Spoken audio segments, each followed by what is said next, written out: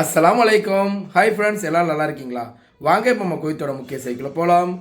குவைத்தில் அதிகப்படியான குளிர் இருக்குது. அப்தலி பகுதியில் வந்து வாட்டர் டேப்பு கூட ஃப்ரீஸ் ஆகின மாதிரி ஒரு ஃபோட்டோ வந்து சமூக வலைதளத்தில் பரவிட்டு இருக்கு. இந்த மாதிரி அப்தல்லி, சால்மி, ஜஹ்ரா, வஃப்ரா போன்ற பகுதியில் இருக்கக்கூடிய சகோதரர்கள் ரொம்பவே கேர்ஃபுல்லாக இருங்க. இதுக்கப்புறமா இன்னொரு முக்கியமான செய்தி இருக்குது. குவைத்தில் இருக்கக்கூடிய அநேக வங்கிகளில் வந்து வெளிநாட்டவர்கள் லோன் கொடுப்பாங்க. ஸோ 400 தினார் 500 தினார் சம்பளம் இருந்துச்சு அப்படின்னா அதை கருத்தில் கொண்டு லோன் கொடுப்பாங்க. இந்த மாதிரி லோன் கொடுக்குற பேங்க்கில் கல்ஃப் பேங்க்கும் ஒன்று.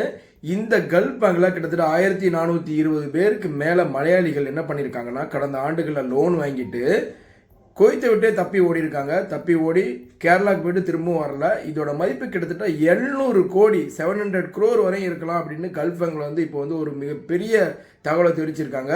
இது சம்பந்தமாக கேரளா அரசோட வந்து கல்ஃப் பேங்க் அதிகாரிகள் வந்து இன்னும் வாக்குவாதம் பண்ணிட்டு இருக்காங்க. இந்த மாதிரி ஆட்களை வந்து கண்டிப்பாக வந்து தண்டிக்கணும். ஸோ அது மூலமாக வந்து மற்றவங்களுக்கு பாடமாக இருக்கணும் அப்படிங்கிற மாதிரி நிறைய கோணங்களில் வந்து விவாதம் நடந்துட்டு இருக்கு. இதுக்கிடையில் கல்ஃப் பேங்கோட அதிகாரிகள் வந்து கூடிய விரைவிலே வந்து கேரளா வரப்போகிறாங்க. இந்த 1420 பேரில் எத்தனை பேர் மாட்ட போகிறாங்கன்னு தெரியல. இந்த மாதிரி வளைகுடா நாடுகளில் லோன் எடுக்கும்போது ரொம்பவே கேர்ஃபுல்லாக இருக்கிறது நல்லது. வீடியோவுக்கு மறக்காமல் லைக் பண்ணி ஷேர் பண்ணுங்கள். அஸ்ஸலாமு அலைக்கும்.